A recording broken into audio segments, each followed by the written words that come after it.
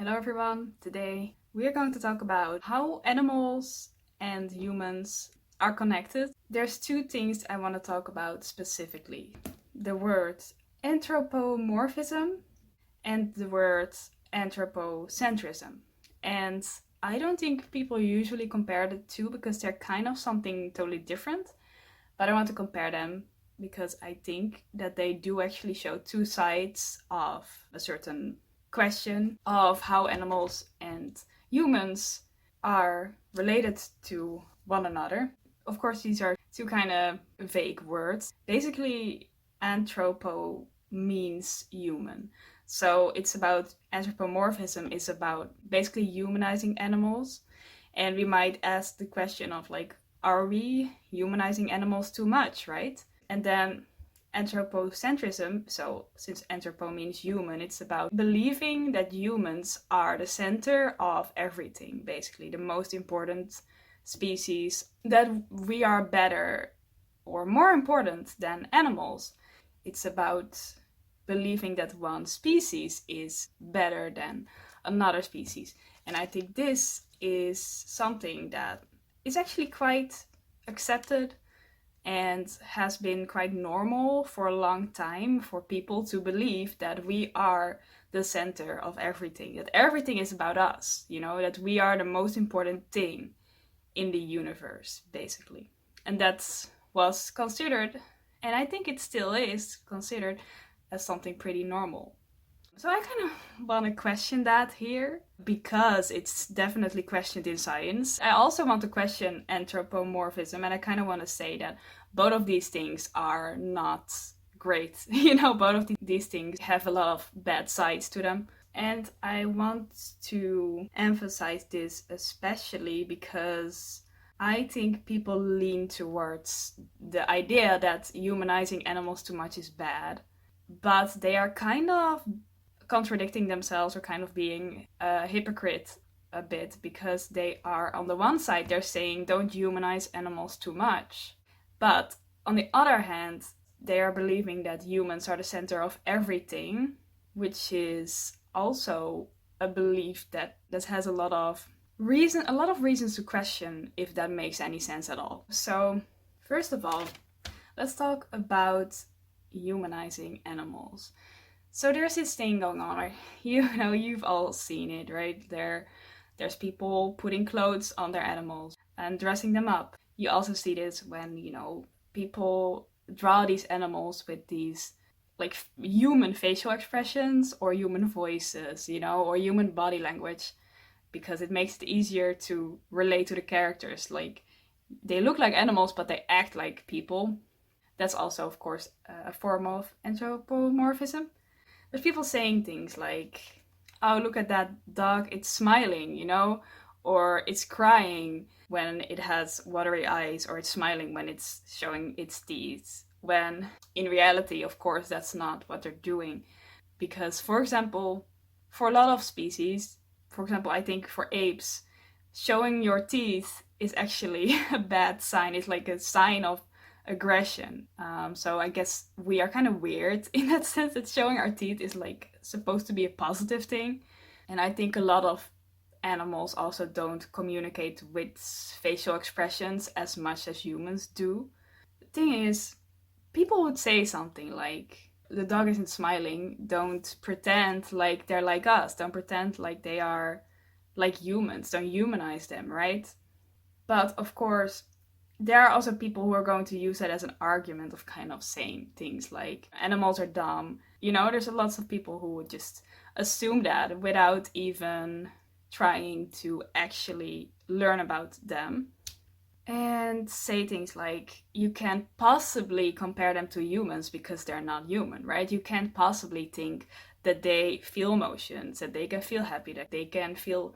Sometimes people would even say that they cannot really feel pain, or it doesn't matter if they suffer, like it gets to these extremes where people would use that as an argument. They're not human, don't compare them to us, they don't feel anything, they're not like us. And that's what I wanted to emphasize, is the danger of this side of things, of saying that we shouldn't humanize animals, right? Where people start using it as an argument to think that animal abuse is okay, that treating them like they're objects is okay. Of course, the reality is something in between. No, they're not like us, but they're also not objects. They have brains. And people always like to look at differences between things more than similarities. They like to see the differences between us and animals rather than similarities, since, of course, there are a lot of similarities. And the reality is that if you're saying something like, yeah, the dog isn't smiling because it's not human, does not mean that it cannot feel similar emotions. And it probably doesn't even feel the exact same emotions. But it still has a brain. It's still a mammal. We are mammals. The dog is a mammal, which means that according to, in scientific terms, we're related. We share a common ancestor. So there are undoubtedly going to be some similarities between us. Of course, a lot of people don't believe this. And I don't want to say that that's necessarily a bad thing, but I do want to say that if you use that as an excuse to think that animal abuse is okay, of course, then we get into this problem of like, what's more important? That people are allowed to have their own religion, or that animals don't live a miserable life because people think it's okay to treat them like objects, right? So that's this ethical dilemma that just appears in that case. Because if you believe that we are not related to animals, but you also believe that animals deserve respect, then that there isn't much of a problem. So it's all about kind of, do people actually have respect for animals or not? Why doesn't really matter. It's the same like with people. People can have entirely different religions and still respect each other, but people can also use their religion as an excuse not to respect someone. It just depends on the person. Like, do they want to be a good person? Do they care about other people? If we're going to believe science in this sense. And I also want to emphasize that science is not per definition the truth, but the only thing that science usually does is it always tries to discover the truth. Doesn't mean that it is the truth, but it means that every scientist, the whole idea is that they will try to be as objective as possible, and they will also kind of check each other, like, are you being objective? Are you trying to figure out the actual truth? Is there evidence for what you're saying? That kind of stuff. So that's why I generally tend to believe science. So if we're going to look at that, then in reality, it doesn't mean that the dog doesn't feel anything. The dog may actually feel very similar emotions to us, but not exactly the same, because it's still related to us, but it's like our very distant cousin or something. It's not us, but it's still related to us in some way. And that means that, in fact, a dog will have different signals to show that it's happy. It will not be smiling. Smiling may even mean aggression, like with the apes, but it may be wagging their tail, and that means that they're happy, It's all about, you need to look at what's their language, how do they show their emotions? Do they even show their emotions, And that will just only depend on what species it is and how closely it's related to us. And do they have a similar way of living as we do? Because if they do, there's a bigger chance that they will have similar traits. So dogs, for example, they do try to communicate through sounds, but of course it will be a lot less complex than human language. It will just be a more simple language. But it's not like they don't try to communicate at all, because dogs, for example, as an example, dogs live in groups, or wolves live in groups. And that usually means that there's at least some form of communication between them, because they need that. How are you gonna live in a group successfully and make sure that they're all gonna stay together and they're gonna survive out in the wild without any communication, right? That's the reason why we developed communication in the first place, because we needed it. And there are more animals who need it. But of course, the way they communicate is going to be totally different. And if we don't put any effort into trying to figure that out, how they communicate, then we're never going to know. For example, they could be communicating through scent, and we would not notice since our smell is not as developed as, say, a dog's smell, or through sounds that we are not able to hear.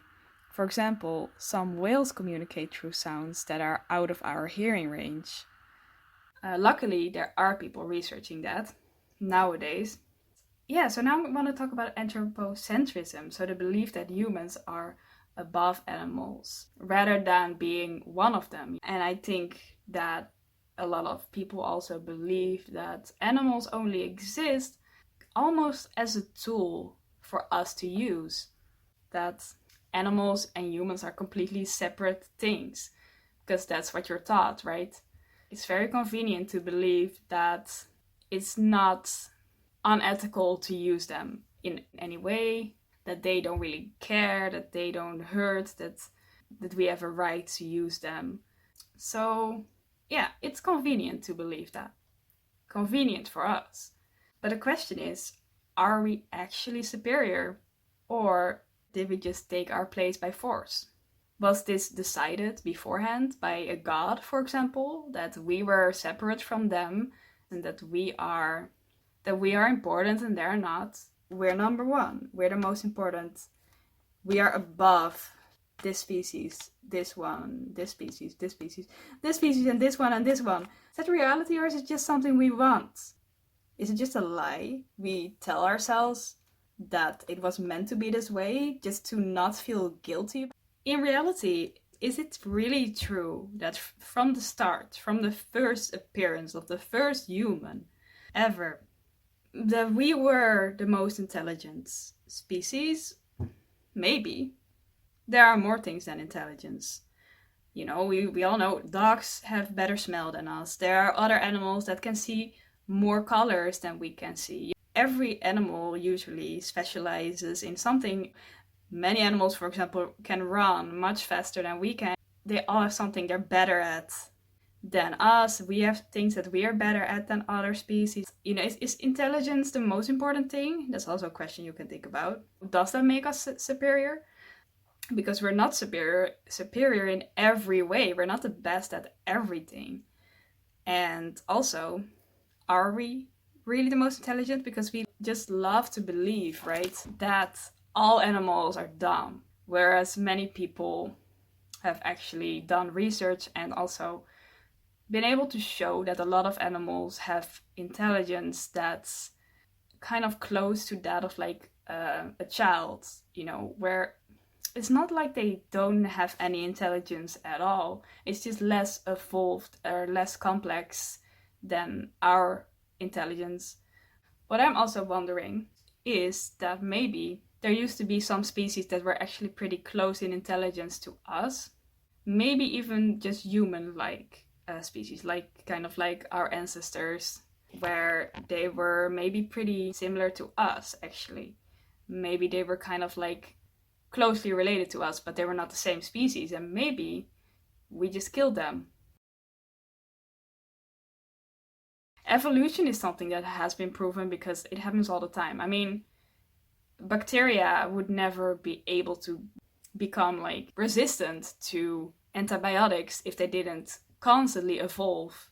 But the question if we really did evolve from the same common ancestor as the apes, for example, is something that's more difficult to actually show.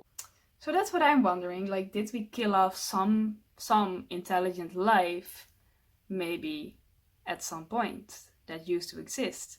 And were they really closely related to us, or was it maybe there were also species that were very different from us that we had a hard time understanding, but they were also pretty intelligent, but we saw them as a threat and we just tried to kill them, you know? Then again, you could say that being able to do that means that we're smarter, but it could also mean that being able to do that means that we are just more aggressive or more selfish than those species. If this happened, you know, what does that mean? So if we really did kill other intelligent species, then there are two options. Either we did it because of greed, you know, we could have lived together in peace, but we just wanted more resources than we needed, basically. But the other option is that we actually had trouble getting enough food. And the reason for this could be, there's this thing in nature that happens a lot. For example, if you look at a group of animals, say a group of horses, and if they don't have a predator that kills some of them every now and then, what usually happens is that their population starts growing so much that there are too many horses and there's too little food, and they end up starving. And usually when this happens, they just move, to a different area to find more food. But what I'm trying to say is that the problem with nature is that it's made to make us survive in the worst conditions possible, basically. And if we don't have that anymore, what's going to happen is explosive growth and too many people or animals and too little food. If we don't do anything about it, people would just have so many children that we would not be able to feed them. Well, because nature doesn't care about ethics or morals, the only thing it cares about is that the species keeps existing, even if that means that eventually there are so many people that there's not enough food, and that some of them have to die. And that happens a lot, because nature doesn't care about the individual. It only cares about the species, that the species keeps existing. Because if it didn't, then we would have already died a long time ago. So if things were going well, and at some point there were a lot of people and we didn't have enough food, and our only option was to kill another civilization or another entire species to get their resources, then maybe that's what happened. And that's why it's a difficult question to say if that happened, was it okay or not. But we can't deny that it would be sad. Anyhow, I do believe that we probably didn't care too much about, killing people, because, of course, people have done horrible things in the past, not only killing other species, but also just waging wars that were actually not necessary, and also things like enslaving people, just things that weren't really, that we only did because we just wanted more and because we didn't care about those people, and because we didn't feel like thinking of any alternative solutions. We were just like, okay, well, we're just gonna kill them or use them instead of trying to find a different solution, right? I only wanted to say this mainly to illustrate that there's a good chance that we're not the only intelligent species that ever existed. We are just the only ones that are still left.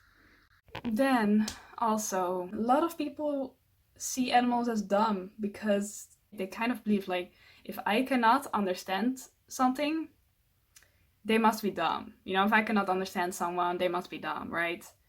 But they don't put any effort in trying to understand them. They just think, if this animal who has a different brain than me doesn't understand me right away, they must be dumb, right? Which is, of course, a pretty weird thing to believe.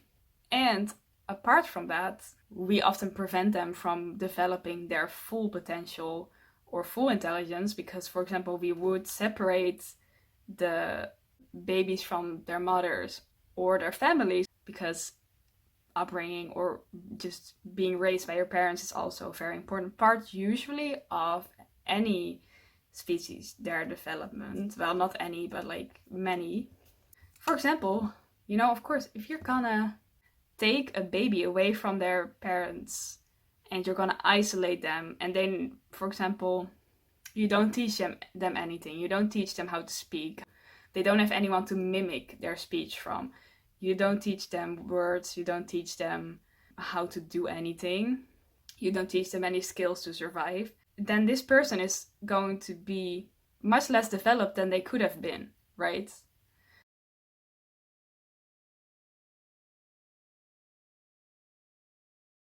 And that's the case with people. Of course, it's also the case with animals.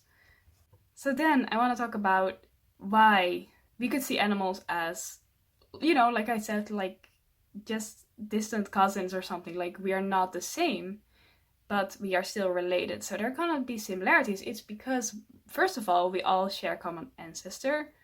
All mammals are going to have more in common, obviously, than, for example, we would have in common with fish, especially fish that are, for example, have maybe not evolved or changed a lot over the years.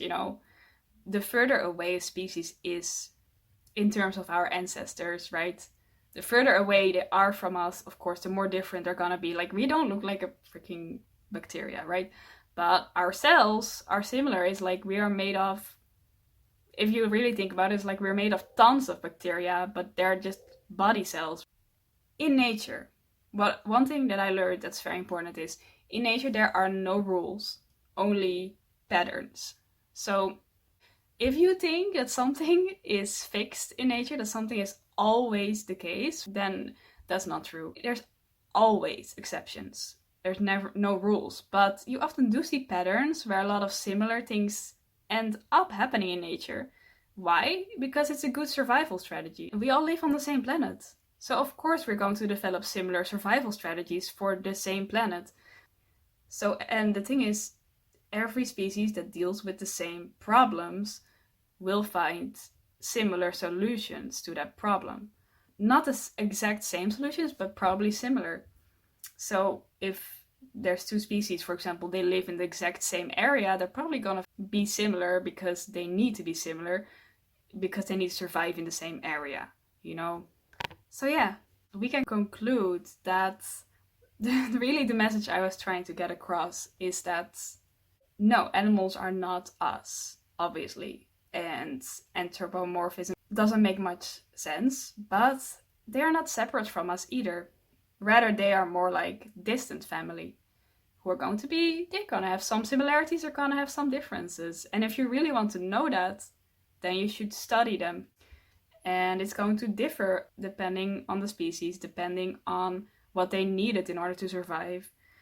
Yeah, but then you might also ask the question of, like, if they actually are kind of similar to us, does that mean that it's wrong that we don't treat them like equals?